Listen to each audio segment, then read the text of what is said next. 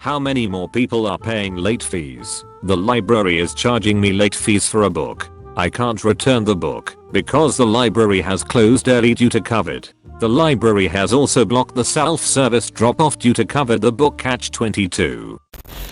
https://www.merriam-webster.com/dictionary/catch-22. Good mod. MVP. Are you a superhero? The local libraries around here already stated that books rented in a certain time period before the lockdown won't be subject to late fees until they reopen. Like, it obviously isn't that hard to enact that consideration. I have a feeling this post is just a joke. I was thinking the same thing. It's not just a feeling or a thought. This post is full of proud ignorance. The op actually admitted that they weren't being charged late fees because of COVID. Well, this needs to be higher up. A joke that still made me giggle. I'm more of a chuckler. Exhaled slightly. I think maybe catch-22 isn't taught in schools so much anymore. Why does that matter? If you know pop culture at all, you understand the title/reference/joke. This isn't really an example of a catch-22 though. It's close, but it's more just an unfortunate series of events. The solution and the causes aren't co-causes of each other like in a catch-22. If this guy weren't able to return the book because of his fees, that would be a catch-22. Can't return the book until you don't have fees. Can't stop getting fees until you return the book.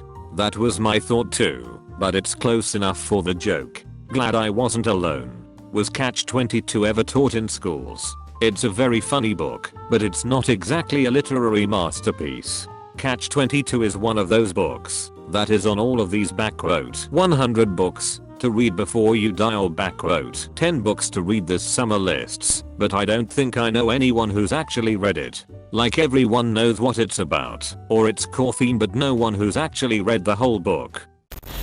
Really? I've read it a few times. It's actually really funny. Yeah, I know a lot of people who've read it. I recently reread, and it was just as amazing the second read through. It's the only book I can think of that has made me both laugh out loud and cry. That's unfortunate because it's an awesome book. Everyone thinks haha yeah, that book is so funny and absurdist, but there are parts that snap to reality and are sad as fuck, especially in contrast with all the humor. Then you realize the humor is more of a satirical presentation of the very real atrocities and absurdities of war. Absolutely deserves its spot as an all-time classic. Really? It's my favorite book. I just reread it right before quarantine started. The first time I read it, one of my best friends suggested it and lent it to me, and I remember my dad being super excited I was reading it cause it was one of his favorite books. I did a book report on it in high school. Got a B. It was required reading at my high school or schools. I read it, but it took me like 2 years. Very funny on a page-by-page basis, but not exactly a coherently plotted page turner. Enjoyed it whenever I picked it up, but never really felt the urge to keep going. Most people only watch the movie. There's a movie? How? https://www.com/title/tt00655528/ They adapted the book into a screenplay, hired some actors and a film crew. There was also a recent miniseries, https://www.com/title/tt5056196/. Thanks, I laughed. I just don't see how the book would translate to a movie. I strongly disagree. It is at least arguably a masterpiece. It had an immediate and lasting effect on the language, and many parts of it are still quoted today by people who have never read it. We had it on a list of books that we could pick from to do a report on in high school. I was thrilled with the choice after I read it because we got to curse during the presentation. My brother's group picked Slaughterhouse-5 and he got to make a Tralfamadorian out of a plunger. It was assigned reading for me in high school, so there were at least some people. It's been a while since I've read it, but I'd think there would be plenty of great uses for it in the curriculum. It's a commentary on war that would be a pretty good discussion topic. It's also a social commentary. It's an example of non-linear storytelling. It's an example of changing point of views and how different perspectives can alter context and meaning. And of course standard. Let's analyze the themes. It's well written, consistent, and different from most other books in notable ways. I think it'd be a good piece for a classroom to read and discuss. There are enjoyable aspects to its writing, but I wouldn't say it's overall well written. Something like Slaughterhouse-5, as an example, covers all those bases, but is a much smoother and more accessible read. Catch-22 is funny on a macro level, but a pretty significant slog on a macro level. It sounds like you didn't like the book. While that's fine, that's separate from its value in an education setting. Your criticisms speak only to your personal enjoyment of it, without regarding the many ways I mentioned that make it good as a topic for discussion in a school's curriculum. Personally, I enjoyed Catch-22 way more than Slaughterhouse-5, but I recognize its value in a school too. I loved the book for what it was, enough to have read most of Heller's other works which aren't nearly as good, but it took me over a year to read it, even though I was doing so for enjoyment. It's not an ideal book to force students to read and expect them to get anything out of it other than some laughs. It's mostly disjointed anecdotes told for humor, rather than a coherent plot. The writing doesn't contain a lot of high-level literary devices, or exemplify coherent literary technique. It's basically here's a funny anecdote about the futility of war as told by soldiers trapped in the specific contrivances of that futility, and here's another. My enjoyment doesn't make it an ideal book to force students to read on a short timeline and teach them varieties of themes and fundamental literary concepts. High schools, yep. It smiles better than the ubiquitous Catcher in the Rye anyway.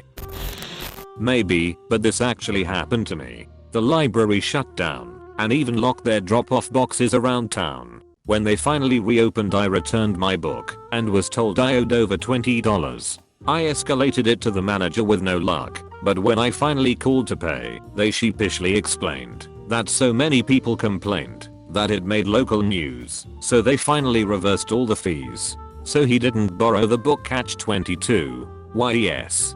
If so, then it doesn't belong in this sub. I agree, but the facepalm is now everyone that doesn't get the joke. I'm assuming it is the usual bullshit that Republicans forward to each other to keep each other outraged over how their tax money is spent. Or maybe he's serious, but doesn't realize the fees will be waived when the library reopens. It's not like they're charging his credit card. Or you crazy. One thing I learned in almost 30 years is no, never underestimate someone's stupidity, especially on the internet. The post may be a joke, but I got a collections letter from my library for a couple of books we haven't been able to return since March. They've suspended my card until the fines are paid, and they don't have remote or online payment, so I can't borrow ebooks or audiobooks until they reopen. Fortunately, that looks like it will happen in September. Finally. No. Fuck you. Allow me my Reddit rage. It's real. It reminds me of one of only about 2 known actual Y2K bugs, where a video store originally tried to charge their customers a 100-year late fee for taking out videos in December 1999 and returning them in January 2000. But of course the video store realized their mistake and ignored it. It reminds me of one of only about 2 known actual Y2K bugs, where a video store originally tried to charge their customers a 100-year late fee for taking out videos in December 1999 and returning them in January 2000. This had me thinking it was probably Blockbuster. But of course the video store realized their mistake and ignored it. This told me there's no possible way it was Blockbuster. That's actually kinda funny. There were more than a dozen incidences of Y2K error. Oh, downvoted for historical fact by morons. Oh, how unusual. This is going to be true for most libraries. Even before COVID, most libraries would waive late fees if the books were eventually returned. When I was a kid, on YouPuppy ruined one of my library books. The library actually just let me replace the book with another random one that I had and didn't charge me for the damaged one. You know what I replaced that book with? The Bible. I would swear to the truth of this account by placing my hand on a chewed up copy of Atlas Shrugged. When I was a kid, the local library burned down while I had a book checked out. They charged me late fees. I would have kept the book at that point out of spite. That's such BS. In March, my library had a short window where they announced there would be no returns and no late fees while closed, but they hadn't actually closed yet. Picked up some good stuff including a couple of Nintendo Switch games and got to hold on to them until they reopened in June. I'm not sure if the one in my local area is even open yet. I only know because before lockdown I used to swing by the library to catch some Wi-Fi to play Pokemon Go before I continued on my walk. I remember seeing the signs on the windows and door back in March/April. We only really started opening up in late June and early July. Luckily we've had very little cases, which is good, but us and several other provinces don't want to open up to the rest of Canada yet, let alone the US. Same here. My library is still operating curbside pickup, but they aren't requiring returns. Sonoma County Library already had done that, but IDK if it's a sudden late fee once lockdown clears, or if it's a 2-week grace period. They'd probably allow a grace period, since it sometimes may take a while for people to find out that it's reopened. I'm a librarian and basically every library here in Sweden that still have late fees have stopped it now during the pandemics. If the post is not a joke, I feel that this is a very big oversight from the library in question. It probably is, if it's not a joke. As a librarian, I'm 99.9% positive that late fees are waived due to COVID, and furthermore most libraries are urging their patrons to keep their items until they can be open again, because they don't want an influx of materials needed to be sanitized/quarantined when most of their staff are on furlough. Yeah, I know I'll stop taking donations for that reason. Yeah, we have a library in our school, and I still have diary of a wimpy kid borrowed. Usually they would send a letter saying that we have to return it or pay for it. Luckily the librarian isn't dense and realizes it lockdown. Wow, my school wouldn't give you your diploma until you returned all outstanding books on your account. Same. Plus my library has curbside service for people to still get books or DVDs, and the self-return container is accessible since it is outside. They leave items out there for 72 hours before collecting them. Refuse to pay the late fees on the grounds that they obviously don't want to have the book returned. Keep the book. Send the library an invoice for storage. I'm gonna do what's called a pro gamer move. Unzips microscope. Observes electrons. Finds quarks. Deposits cells. Erects cilia. Nuts. Examines the nut. Finds cancer cells. Sells cancer cells. Uses money to pay back late fees. Starks. Cork wants a cut of the profits. Yes, the first rule of acquisition. Microscope should get the finder's fee. Whoa, now, there is a time and a place for that kind of thing. Unzips phone case. But the time is never the place. I thought you were going to say micropenis. Unzips micropenis. Unzips LED illuminated hands-free 70x magnifying glass. So that's what this is all about. That's next. First he needs the microscope to find it with. You're weird. Like, really weird. Some of us just want karma. I'll take that. It is accurate. Time to practice. Medicine. Unzips HTML laptop. Anything to get out of that $4.67 late fee. /s. This is the reply I was hoping to receive to. There have been 420,068 deaths this year.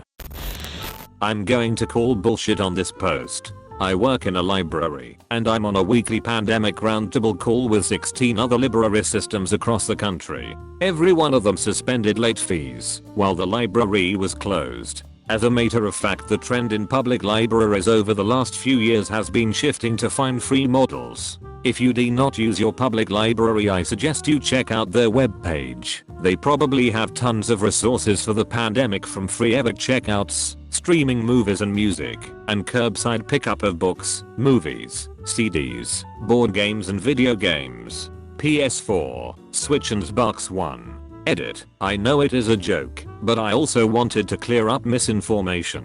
People who do not or rarely use libraries are already biased against fines and fees. I thought it would be a good idea to encourage library use, especially during the pandemic. Fellow librarian here, and I agree. We're automatically renewing loans and waiving fees. I find it extremely hard to believe that any library authorities would actually enforce those fines. You gotta factor in that what makes a viral tweet is not necessarily truth. Yeah, the catch-22 part at the end made it blatantly obvious that this was made up for the attention rather than actually happening. My library was obviously not doing late fees while they were closed, but the problem is my kids have absolutely destroyed every book in the last 5 months. Also a librarian and we waived fines while we were closed. We opened in June and are just now bringing back fines. College student here. When everything started to go down, I had to go back home with like a week's notice and accidentally packed a library book with me. Not only were there no late fees when I got back in state and returned the book multiple months later, the person working when I called also pointed out that while in-person book pickup isn't available, I could still take out a hold. Librarians rock. Thank you for the work you do. Librarians are very important. They have always been amazing when I was doing research, or even better, when my inner city community college students were getting their toes wet in an intimidating sea of information. Every student who consulted with a librarian had a positive experience and great research. Wherever you work, thank you. You librarians are heroic pillars of society. I'm not a librarian, just a net guy that support librarians. Well, in that case you're doing a terrible job. I have never once seen a library with good infrastructure. Just kidding. Budgets are a bitch, my man. We are doing quite well though, because our locality passed a special library tax. We have roughly 500 public access PCs across 6 cities. We have Chromebooks and 150 Wi-Fi hotspots with unlimited data you can check out. We have gigabit internet speeds connected to the California University fiber network. We still struggle because everything is old, but we are at least funded, if not well funded. Stupid lowest bidders get to design most city websites with most public libraries being part of the city instead of some co-ops. 4x, they get to be one size fits all into a template that has no business attempting to assist patrons. The practical effect is I feel a lot of empathy for technical services professionals assigned to the library departments. It's a thankless, one arm tied behind your back kinda gig. FYI, in the library world, technical services are the people that purchase and catalog books. In my organization it is automation, because we automated the card catalog, but we recently got a new department named Library It. You are to librarians as Alfred is to Batman. Damn right we are. Hey man, I'm pretty sure this was a joke, because I don't know, I think that catch-22 is about like Yeah, you right. Yeah. And these people purport to be librarians? I guess you don't have to read books to be a librarian, but geez, how embarrassing for them. Also a librarian. I got the joke and I imagine those other folks did too. I just didn't think it was a good or funny one. And I also agree that commenting counter to the info in that tweet to encourage people to actually use the library instead of being afraid of fines is a good idea. Upholding the librarian stereotype. I would go to the library, but the words are so long, and there's so many of them. I don't dismiss the possibility that Ops Library was a bit dumber in their implementation of everything during now. It's reasonable enough for a generally older and less technically inclined staff to forget to boop off the late fees, or have a couple people think someone else is doing it. Or it was just automated, but isn't being enforced, and has to manually be waived. This is the more likely explanation. Source: I'm a library technology specialist working in a community college library that is part of a county consortium of public libraries. Our system sends out automated notices to patrons when they have items that are overdue or almost due. The library I work in is still closed to visitors, even though most of the public libraries in the county have reopened. My library did away with overdue fees a while ago, but the public ones didn't. In this situation, the most likely explanation is that the person is lying for internet points. I mean, while I can appreciate that the 16 library systems you work with are well run, that doesn't necessarily mean Twitter_person is lying. And even if they are, it's most likely a joke and doesn't need bullshit called on it. They are lying. Further in the thread they say so. Even if it was a joke, Libraries are in a precarious place with the virus and don't need the bad press as they try to serve their communities. 100% agree. I think folks outside of libraries don't understand how bad the funding situation is for many systems. Except everyone loves to hate on libraries, especially people that tend to not use them. By the comments on this thread, it is far more common to waive fines. I just felt it necessary to correct the record.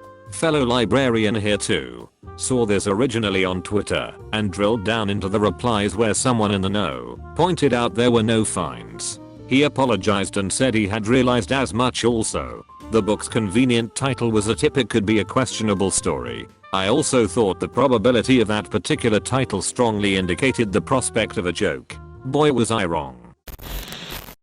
Thanks for watching. If you could like, subscribe and comment best Reddit stories for more Reddit videos.